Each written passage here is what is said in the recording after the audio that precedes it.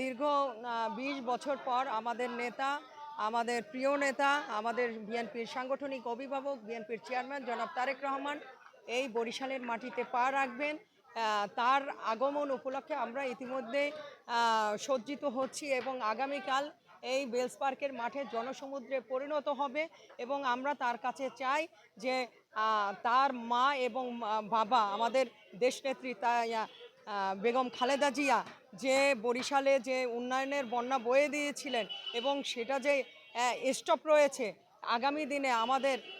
তারেক রহমান যদি জাতীয়তাবাদী দলের ধানের শীষকে বিজয়ী হয় এবং তিনি যদি প্রধানমন্ত্রী হয়, অবশ্যই তার কাছে আমাদের প্রত্যাশা আমাদের বরিশালকে